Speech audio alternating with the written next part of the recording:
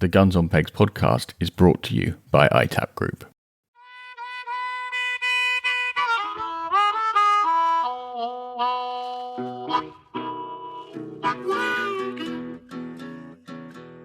Hello and welcome to the Guns on Pegs podcast. My name is George Brown and I'm joined as usual by Chris Horn. Hi Chris. How are we doing? Very well indeed, thank you. Delighted to be joined again by the Duke of Norfolk, aka Eddie, as we've now been told. And we're going to be discussing the bit that George and I are very excited about, Grey Partridge project. When George Ponsonby came on our podcast, we got so revved up hearing about his story, which I'm sure you know very well. Yep. Getting going and all this sort of stuff. So you're on another scale, and obviously we've had Charlie on, so this is going to be really interesting conversation. Yeah. So just before we get into all of that, if you missed our episode last week, Eddie helped us tackle some listener inquiries about boarding school for gun dogs, shooting, sock etiquette, and double gunning. If you missed that, do head back and give it a listen after you've finished listening to this. And Eddie, of course, needs no introduction. He is the most senior non-royal member of the peerage, the man who organised the late Queen's funeral and the King's coronation, and most importantly, is the driving force behind the recovery of grey partridges on the Sussex Downs. So I'm sure many of you have heard about peppering before, so let's get right into it. Yes, well, first of all, most important question, how was the season at Peppering? When I saw Charlie at the game fair, he was sort of quietly optimistic about things, but then there was a lot of dry weather. No, we've had a very, very good year. We've actually doubled the size because some of my cousins who died a number of years ago, they very, very kindly left us more of the Arundel estate. So the partridge area has doubled from sort of 2,000 acres to 4,000 acres. So obviously we're in build-up mode. So we had a very nice. We had 1,500 greys, September stubble count. We decided we could shoot 100 brace only, and we shot just about that. So we've gone into the winter with 1,300 partridges total, and we hope to have over 400 pairs. We lose 40% of our September numbers during the winter, mainly to birds of prey, to vermin, and also to migration. So, with wild quarry, you can't overshoot. Yes, indeed. So you had one day, did you, this season? We had just one day. We got 127 brace of wild redlegs and wild greys, roughly 100 brace of greys and 27 brace of redlegs. Fantastic. Who gets the call up on these days? Not you. No, I'm not angling, George. I want to know the reaction of your friends. Listen, I tell you, it's very family orientated. Okay. It's always me and my three sons. Amazing. Because they're all passionate. Lovely. Rafe Northumberland comes a lot because he started all this really back in the year 2000 up at Alnwick. He started bringing back the greys, and then I followed 3 years later. And he's a dear friend. I mean, this is one instance of shooting where it's not. I say to the hedge fund guys, I won't mention their names. I say, just remember one thing. In terms of the Grey Partridge revival, it was the Dukes who kick-started this. So invite people that really get it and understand. Listen, there's always, another 2 invitations going. And normally it's not the same person.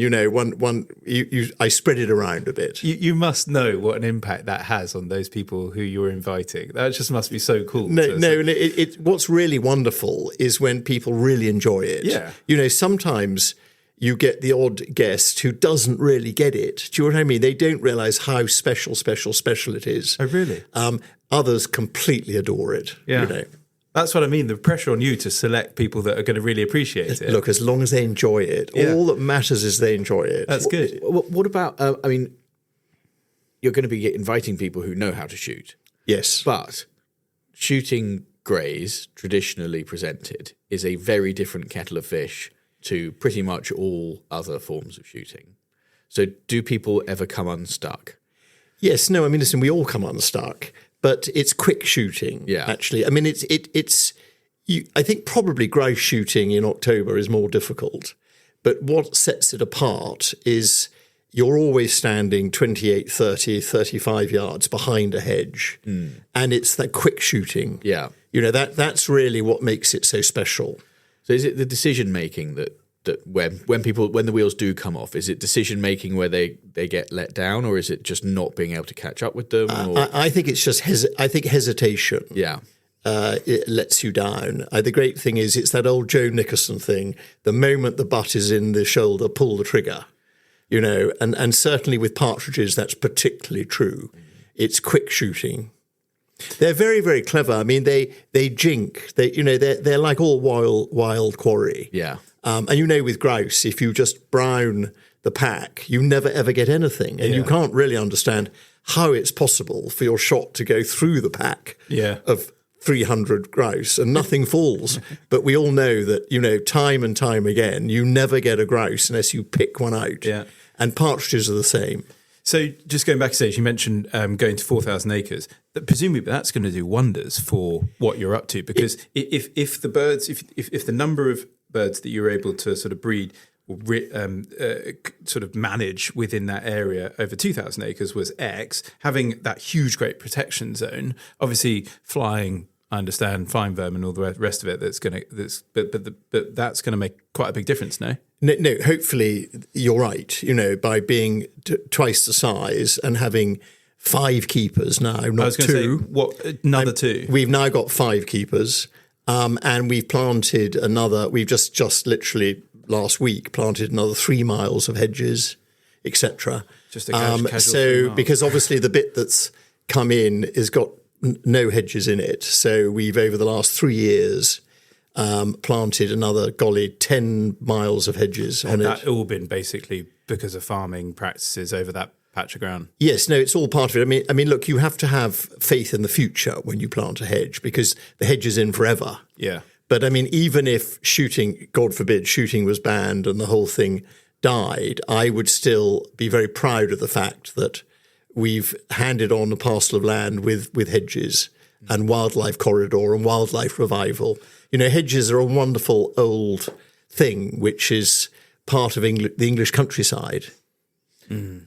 Can you take us back to the beginning of the project? First of all, give us the origin story, and then talk a little bit about the changes that you have made on the estate to make it more grey partridge friendly, because it's fascinating the work that you've been doing there. I mean, it all started in 2002 when Dick Potts, the great Dr. Dick Potts of the Game Conservancy that was, and he'd been counting the whole of the South Downs area. It's one of the oldest sort of nature counts of farmland birds, and he'd been counting on this 70 square miles. He'd been counting the grey partridges since, I think, 1968 or something. So it goes way back. And during those 35 years, he'd seen the numbers go down and down and down. And he just counted our estate, which is just maybe a tenth of that total area. And he'd realised there were only 11 greys left on our estate, on our 2,000 acres. And he came into my office and he said, "Eddie, do you realise unless you do something, the grey partridge will become extinct on the whole of the South Downs within 5 years?" And I apparently said to him, "Dick, that's not going to happen on my watch," without us trying. And actually, the first game bird I shot at the age of 12 or 11 up in Yorkshire at Carlton, where my father lived, my grandmother's home, where my brother lives now, was a grey partridge. And, every September we used to go up there before we went back to school. Uncle Michael really taught me how to shoot. My father wasn't mad keen on shooting, but sort of loved a party. And Uncle Michael had 3 sons, Tom, Dick and Harry. And the 4 of us, the 6 of us, we used to literally walk up the stubbles at Carlton. Endlessly. And the excitement. I can still show you where I shot my first grey. I can show you the oak tree it fell under. And 20 was a very good bag between the 6 of us. It was that sort of thing. But that gave me a great love of the grey partridge and also an enormous understanding, actually, of the grey partridge and the wild quarry. And so when Dick walked into my office, it was almost as if this was meant to happen. Yeah, I can tell. I was ready for the call up. And so when you had decided that you were going to do something about it, what were the next steps? You looked at the estate and thought, what do we do? Dick, what do I do? Well, I mean, and by the way, this is in my book, The Return of the Grey Partridge, Which I can highly recommend. with Roger Morgan Grenfell, and I've done the foreword. So if anyone wants more detail, do go and buy it. It's now in paperback version. But no, it was. I mean, look, the first thing is the Partridge area wasn't under our control because the whole area was 3 generational AHA farming tenancies, and the shooting rights were in the tenancy. So we couldn't even shoot it, if you see what I mean. So the first thing we had to do was persuade the odd tenant farmer to give up. And we managed to do that on one farm. We bought the farmer out of his tenancy, and we had 680 acres back. And we then took on his keeper, who was a wonderful countryman, had also a dear love of the Grey Partridge, and that's how we started. Then we subsequently, 5 years later, we managed to buy the main other farm, the tenancy, back. So suddenly we had 2,000 acres to play with. And in terms of you've already mentioned hedges. So in terms of what the changes that you actually had to make to the farming practices, to the layout of the land, what did you have to do? What have you done over the last 20 odd years? I mean, it's like any new project. I had no idea then where we were going to be now. Yeah. It was a leap of faith, a leap of enthusiasm. I mean, to be truthful, I honestly thought to myself that if one can't save the grey partridge, which is an indigenous, amazing bird, pheasants were imported in the Roman times, whenever it was. You know, who are we to say that we can keep this wonderful sport of shooting going? And also, if you're a duke and you own land and you've got means, who am I not to try it? Yeah. And it would have been appalling if I'd said, "Oh, Dick, how terrible, goodbye." You know. And I didn't do that. It was a calling. Yeah. But I mean, I'm a privileged person in this regard. And it's, look, if privileged people don't step up to the plate when called, well, I mean, God help all of us. So it was a wonderful journey. And honestly, initially I thought if we could, I mean, we were that next spring, we were down to 3 pairs. Gosh. And by this time we'd got going with Dick and we were planning. And Dick actually one hen was taken out by a walker's dog. Oh no. So, which happens. And, so we were down to 2 pairs. And then Dick very kindly rang the Duke of Edinburgh, who came to the rescue and immediately said, "Come and collect 10 pairs from Sandringham." We actually caught 9 pairs over 2 nights. Dick brought them down in his Subaru, and then we released them the next morning. And I think of those 9 pairs, I think 6 pairs stayed. So the whole of the Peppering bloodline, it goes back to 6 pairs from Sandringham and 2 pairs of our own. And that's how we got going. And then immediately you look, the planning kicks in and you realize that you've got to plant hedges. I mean, I've planted 34 miles of new hedging since 2002. I think I've planted more hedges than any other person in Britain. I don't think maybe your listeners will come up with and refute that. But there's a rival podcaster who might claim As a hedge layer. layer. No, but hedge laying is different to hedge planting. He plants a lot of hedges as well. But I mean, listen, anyway, I'd be fascinated to know whether I'm right or wrong in that. But listen, we had to plant lots of hedges. We had to get the farming right. Yes. We stopped block farming. We did no 2 crops can touch. The winter barley is spread around the estate next to winter wheat, next to grass lays, next to whatever it is. So block farming goes out. It's a patchwork quilt. The hedgerows are the sort of corridors of nature's revival. We take all the higher level stewardship grants for conservation headlands, cover strips, grass strips, wildflower strips. And very roughly, I mean, the interesting thing about peppering is it's become a middle way approach to feeding the world. 85% is farming pretty well in the normal way, but with a great green tinge, to produce food to feed the world and pay the wages, and 15% is devoted to nature's revival. So it's not like rewilding, which is almost all nature's revival. We produce food as well. Yeah.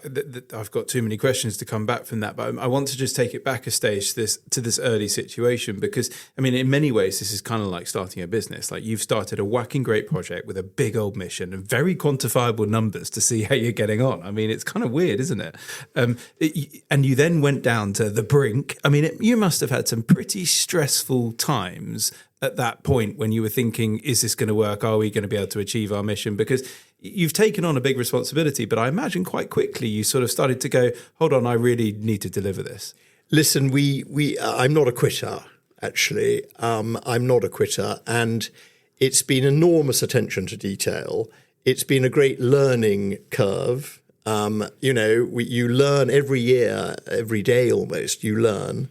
I didn't know if we would ever get to a surplus, but actually 7 years later, 7 years later, 2009, we had our first day and we got 50 brace, which was very, very special.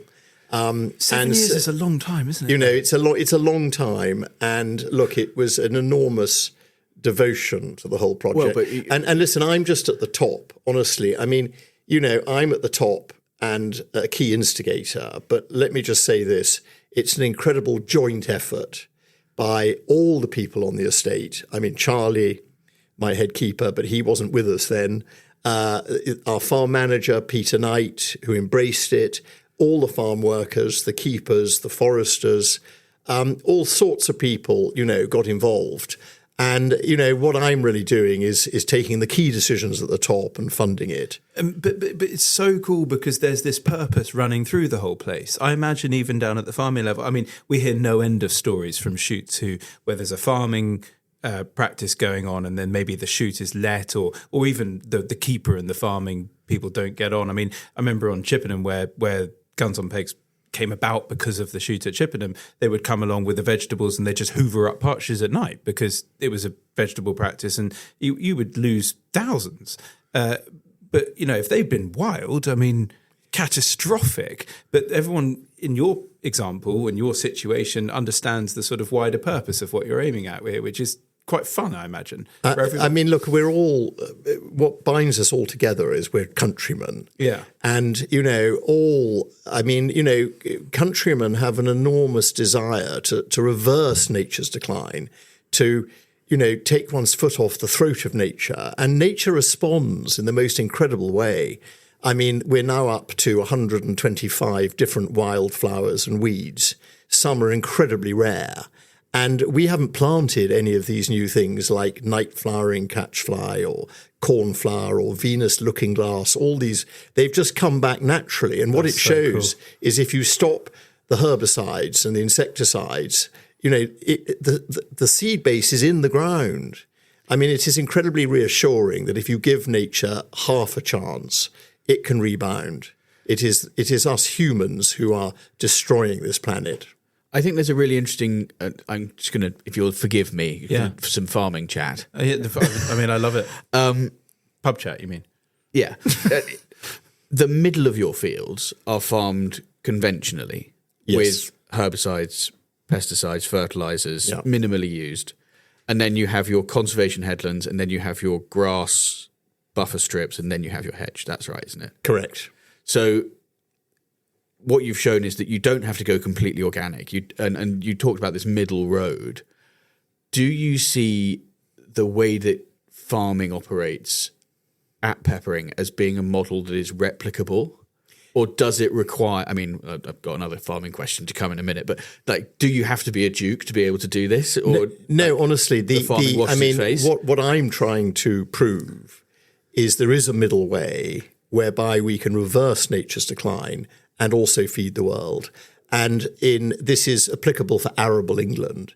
And it's applicable for France and Germany and as well. I mean, the grey partridge is extinct in Switzerland, completely extinct. It's almost extinct in Germany. It clings on in northern France.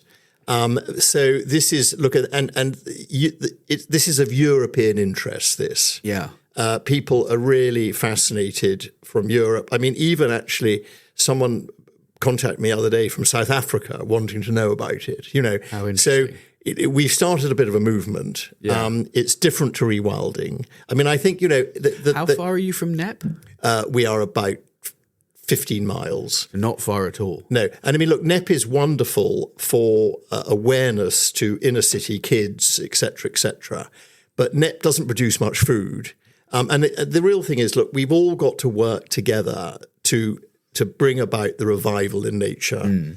I mean, look, there are two enormous problems facing this beautiful planet. One is global warming, and we're spending billions, quite rightly. And we're having an effect. We've already reduced CO2 levels and temperature increases. It's about 1.5 degrees. It's still worrying. But alongside that, I would quietly say what's going to kill mankind way before global warming is nature's collapse, and the collapse in pollinators in particular. And, in California now, to get the almond and the avocado harvests away, they have to ship vast numbers of pollinators down from Oregon. I read it the other day that every honeybee in North America has to be shipped in. I'm sure that's an exaggeration. Well, I think in California that is true. And I think in China they've tried to pollinate apple orchards by hand. Well, you can't do it. It costs billions. What nature does for free, mankind can't replicate. And, at Peppering, we've now gone from maybe 80 species of insect to over 1,000 species of different insect. 10% are incredibly rare. And we've got 60 different types of pollinating bee. And that's enormously encouraging, that nature can respond. You mentioned the importance of grants.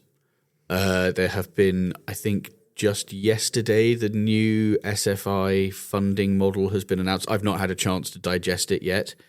Do you know whether it's going to have an impact on what you can do? No, I think what was worrying was a few months ago they took away new SFI applications and countryside stewardship applications. Yeah.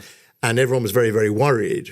But luckily, DEFRA have confirmed that all these schemes will be tinkered with, but will be available to farmers again. And look, the other thing which has fallen into our lap, really, 2002 onwards, was these schemes where one could do environmentally friendly farming. And Dick Potts actually he designed conservation headlands in the 90s. But and DEFRA wouldn't banks as well, I think. Sorry? Beetle banks as well. Yes, no, beetle banks. I mean, where Dick was wrong was a beetle bank without a hedge on top of it is worse than nothing, because the birds of prey just quarter the beetle bank and take out your partridges. So you've got to have a hedge on top of the beetle bank. But I mean, no, what's happened is there's an enormous array of grants which one can tap into. You need a leap of faith as well, because the money isn't quite enough to persuade you to do it. But we couldn't have done Peppering without DEFRA and Natural England and the grant system. And luckily, it's all been reconfirmed again. I had a question just going back a stage to sort of your view on, obviously, you talked about Nep being not a massive food producer. I imagine they've got cattle or whatnot. But where do you think the sort of country needs to head, and in what direction? Is the middle ground that you're doing the thing that you think is replicable across most of Britain, as opposed to some of the other options available? Look, I think everyone for themselves, but I think what we've all got to do, and what all shooting estates have got to do, is we've got to be able to prove that we are helping nature. That take some species, take lapwing, take birds, take take linnets, yellowhammers, take wildflowers, take insects, and have a plan to actually reverse nature's decline of some red-listed species. Yeah. And that's what I think we have to do. That's what the whole shooting community have to do. It's what we've got to celebrate, isn't it? I mean, I mentioned earlier when I was saying that Guns on Pegs has put a load of effort into net biodiversity gain, and actually Digby, our colleague, was meeting with Roger Draycott just an hour ago, and we are looking at a way. The question we're asking is there using that net biodiversity calculator that GWCT have got? Is there a way of making that appropriate for all different types of shoots, low ground, high ground? To understand at a sort of metric level, at a very relatively basic metric level, are you doing good, bad, okay job? And if we know the answer to that, Guns on Pegs can use it to say, if you're doing a bad job, we don't really want you advertising. I think that's absolutely right. I mean, I think also what I note is an increasing interest amongst the young, actually. That, the average younger person who comes on a let day in the park at Arundel, they're incredibly clever. They're young. Look, you're both younger than me. I'm 69. But I mean, young people are incredibly aware, most of them, and they're incredibly interested in nature's revival. And I think they only really want to pursue the sport we love if they know that they're on a shoot where there is nature's revival. And I urge all shoots to get in a scientist, get in a botanist, get in an entomologist, and just do some sort of counting of your chosen revival flora or fauna, to actually be able to say, if you have to argue with DEFRA or argue with Natural England, we have brought back the lapwing, we have brought back the linnet, we brought back whatever it is. And I think this is honestly what all shoots have got to do, because the shoots then that are left who aren't doing this, well, quite frankly, they'll die. And, we can't just have the old-fashioned game plots with maize, with vast quantities of pheasants, which all come out over the middle of the line, and every single time you do them, number 6 will be in it and number 1 won't be. It's so plastic. And people are so bored by that. Now, I mean, if that's the sort of shooting you want, go and have a clay day, have a clay day. But if you really want to re-engage with nature, which is in all our hearts, all our souls, it's got to be more imaginative than this. And this is, I think, more and more, this is what the discerning shoot tenant is looking for. Yeah. And look, in the park at Arundel, we don't give an expected bag on our pheasant days. But what we say is there'll be no holding back whatsoever. So we give 6 drives, and everybody knows we are going to do the best we can for the shooting team in that drive on that day. And honestly, that's what people want to know. Yeah. They don't want to know. It's ridiculous to think that a 400 bird day is twice as much fun as a 200 bird day. Yeah. We've talked about the diminishing returns of bags before, haven't we? We have. I think this is such an important point you just make, and I want this to be reiterated. I'm trying to, maybe we can pick this up internally, but pick 1 or 2 things. Go hard on them. Yeah. Just use 1 or 2. Keep it simple. Yeah. And what I can imagine, I'm guessing here, that will then do is ignite your passion for what causes this, what causes that. And then, actually, if we address this bit over here, it might affect that. And obviously, in your case with the grey partridge being an indicator species, obviously, if you want to look after the grey partridge, guess what? You got to do loads of work. Yeah. If you want to look after the whatever butterfly, I imagine it's pretty similar. No, very similar. And you see, there's an old countryman saying that the grey partridge is a sign of the health of the countryside. If you have them around, all is well. If they're extinct, they become extinct at our peril. And I think it is absolutely true. I think the grey partridge is the last piece of the jigsaw of nature's revival. Yeah. And they're incredibly difficult to get back in the wild. I mean, every grey partridge at Arundel is wild. There is no fostering. Nothing's been touched by human hand. I can absolutely swear on that.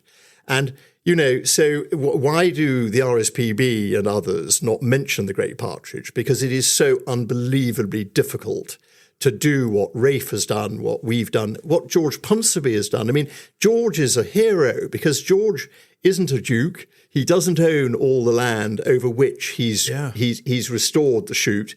He has tenant farmers as well as himself, and he's had fantastic days.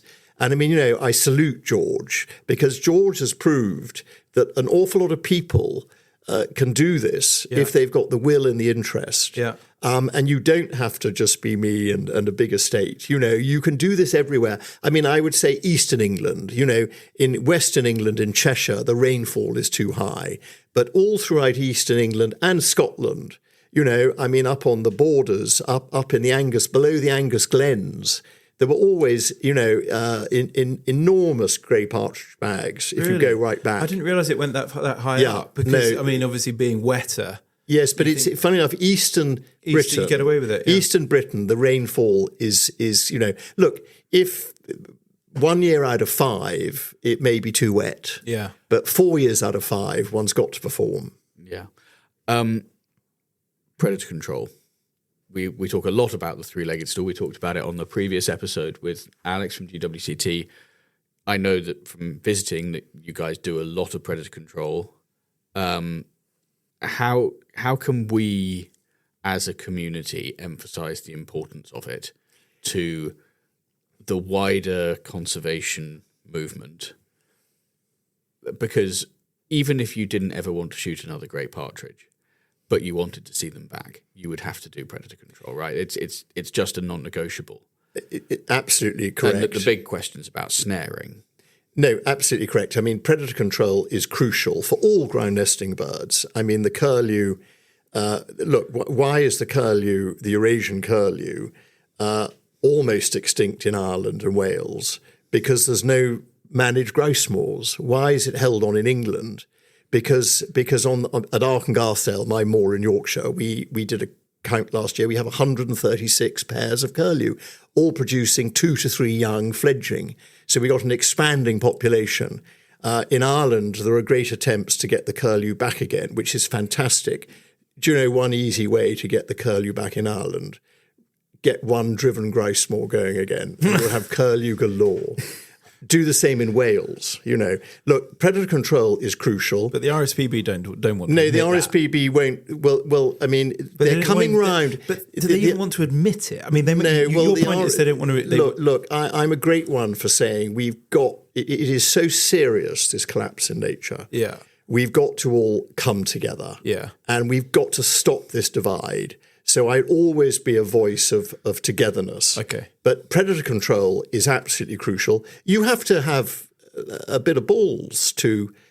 I mean, look, in the run-up to the coronation, I had for 6 weeks an anti-snaring campaign at the entrance to Arundel Castle. I was very worried that the king was going to say, Eddie, what the bloody hell's going on? But luckily he didn't.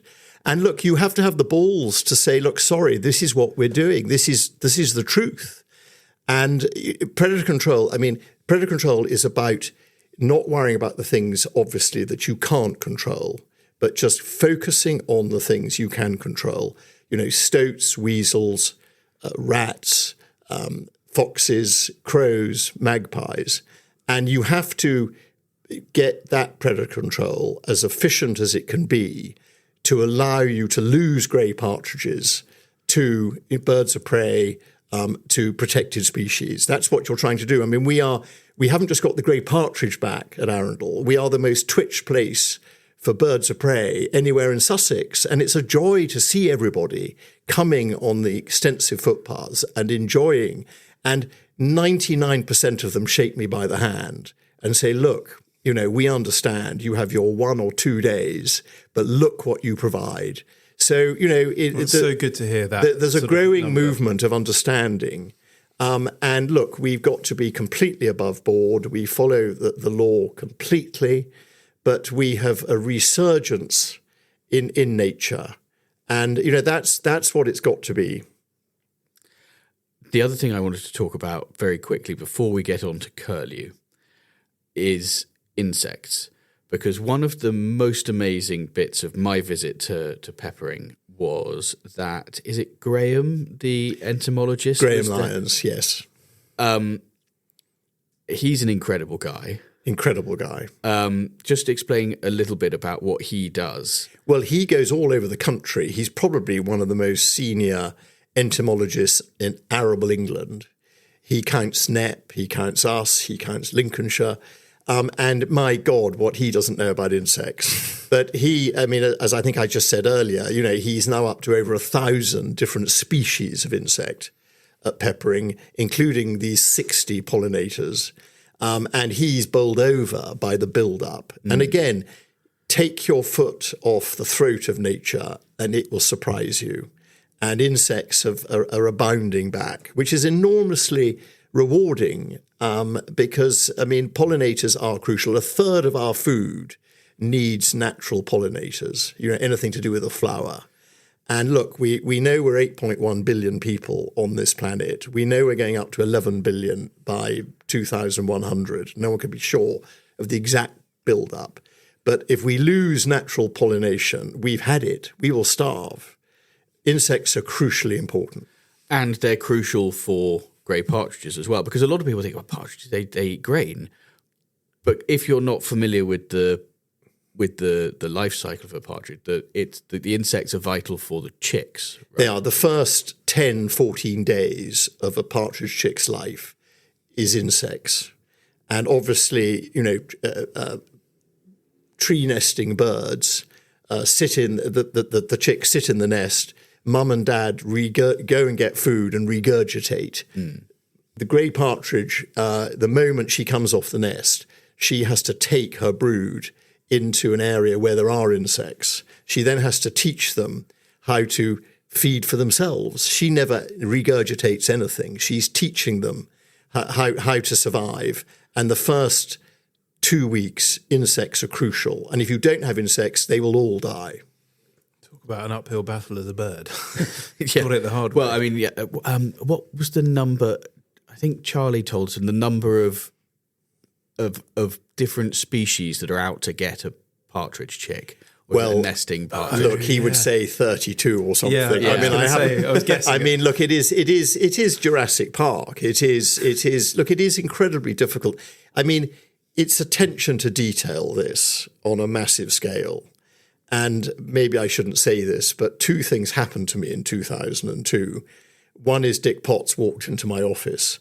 The other is my father died, my dear father. So I became Earl Marshal.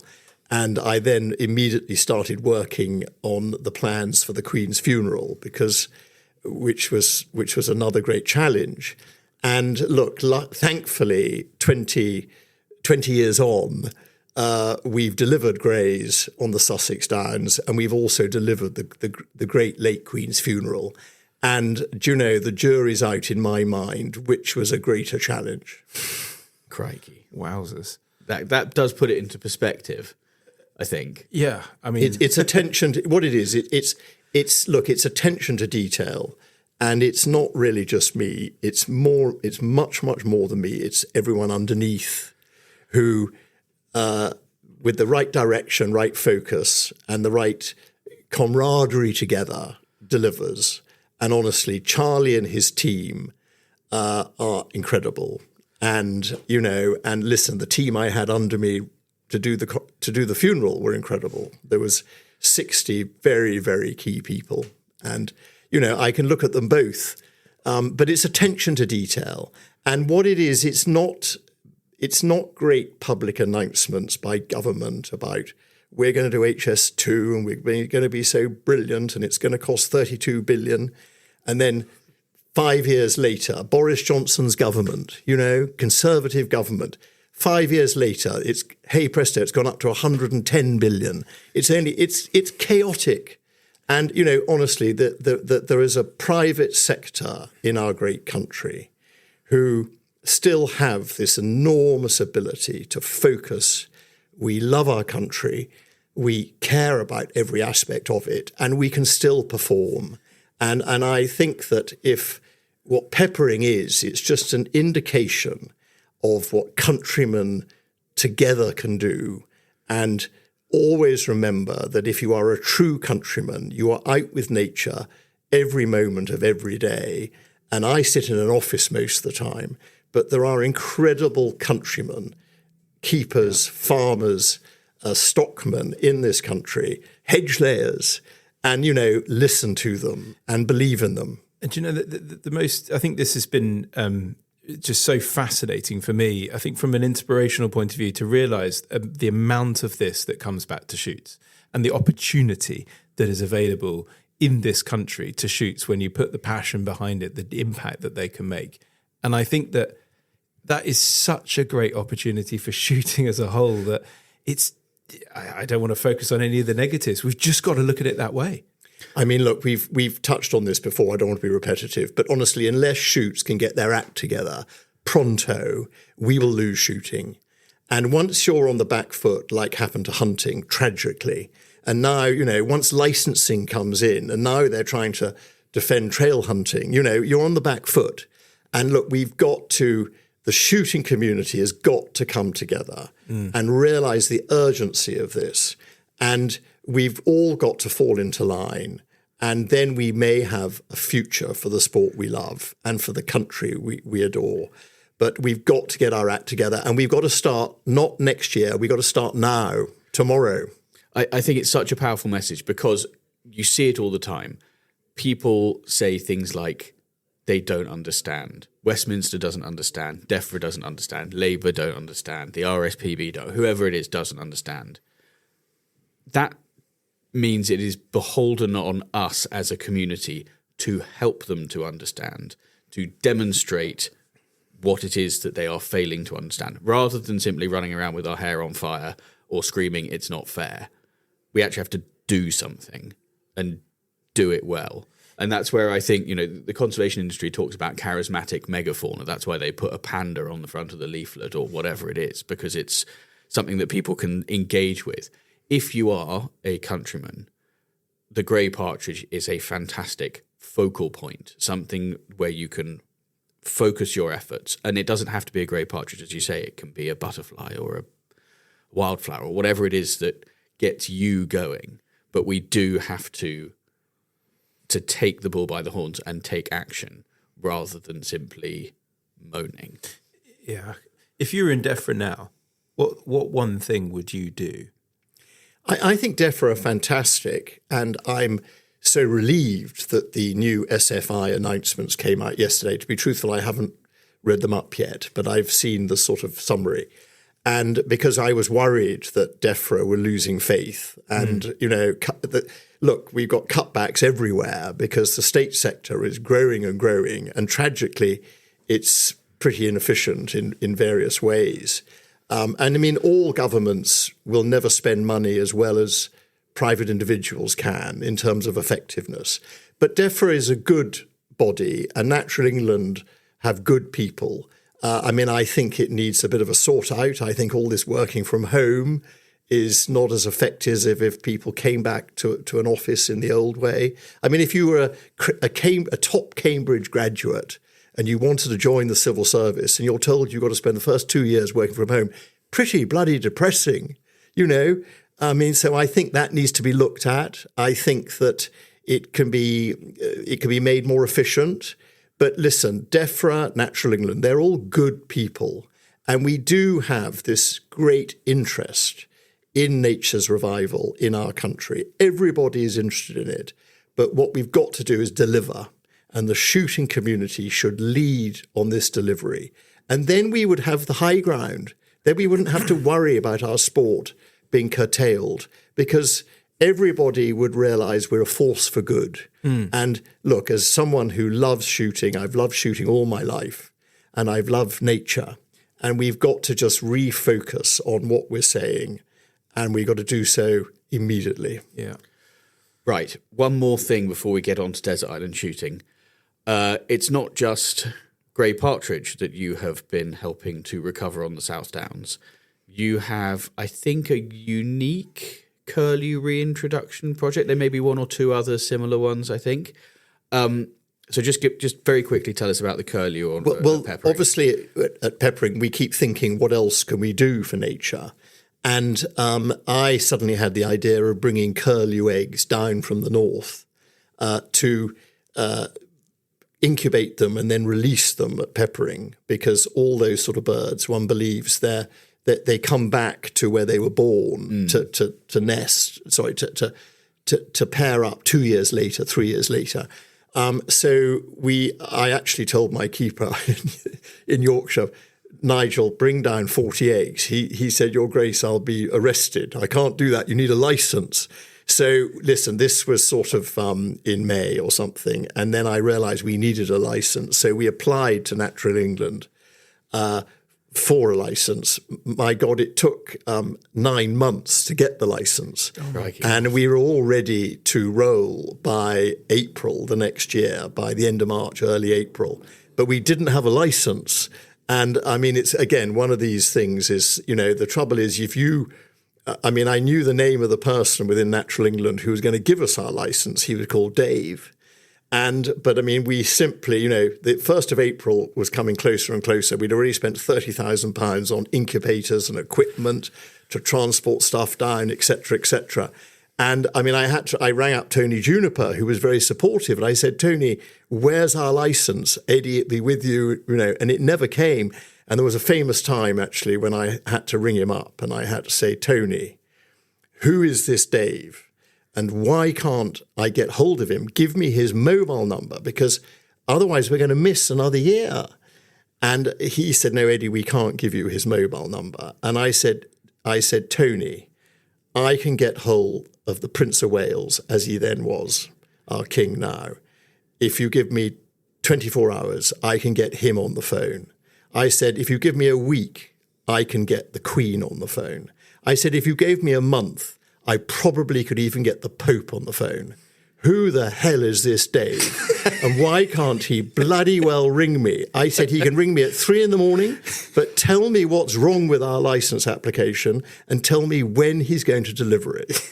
Well, that seemed to free the logjam, because 2 days later, the license came in the nick of time. I mean, but it's just what a travesty that's what you have to go through.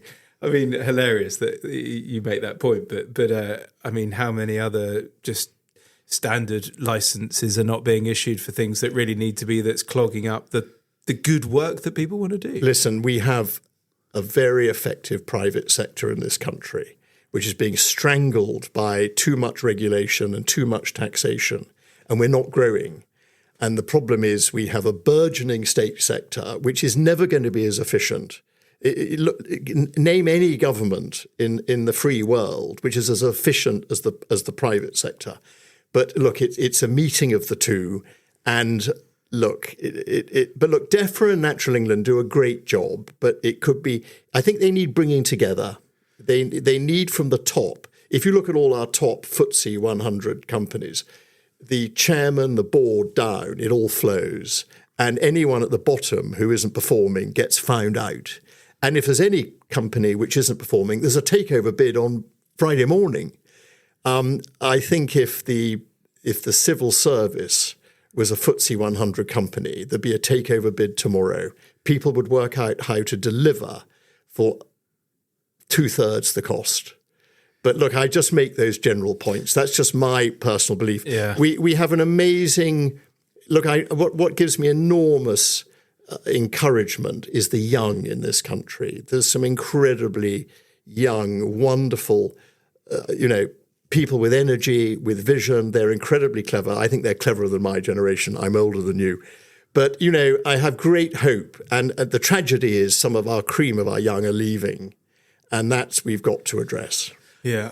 But the Curlew story has a happy ending, because you got your license. You reared some. We're 3 chicks. years into a 5-year trial. We bring down 120 eggs from the northern grouse moors. We hatch 40 eggs both at Arundel, at Ned Cranbourne's in Dorset at Cranbourne, and also Philip Merrick's in Kent. He actually is not a shooter, but he has an incredible nature reserve. And what we're all hoping for is for the first curlew which has been released on our estates to come back and breed. We've actually GPS tagged some of them. There's a hen called N0 who has returned twice to Peppering and laid 4 eggs. Last year got to within 2 days of hatching, but gulls took out the nest. So we're applying now to Natural England for a license to kill the Let's hope gulls. we don't have to phone the Andrew Pope. Hoodless is doing this at the GWCT. I mean, I don't know whether we're going to get a license or not. But look, these are the sort of things you're up against. Yeah. But look, you have to have that wartime spirit. Just don't give in, keep charming, and keep going. And look, my father was played a big part throughout the war, like all his generation had to. He was at Dunkirk. I mean, look, Churchill could have given in at Dunkirk. The French gave in. The French government gave in. We didn't give in.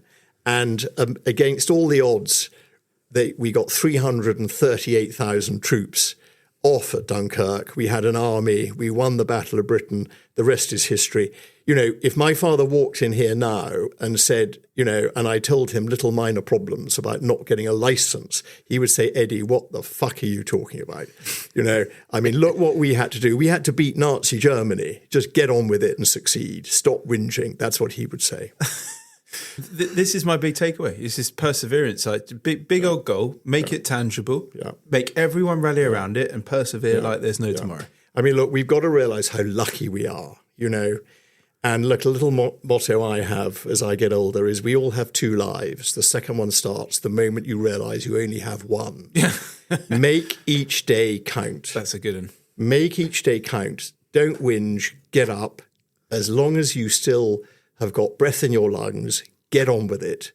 And amazing what can be achieved. Absolutely. That's a perfect moment. Oh, you stole my line, George. Go on, you have it. Anyway, well, assuming that you didn't have any days left, is the scenario of this, which is desert island shooting.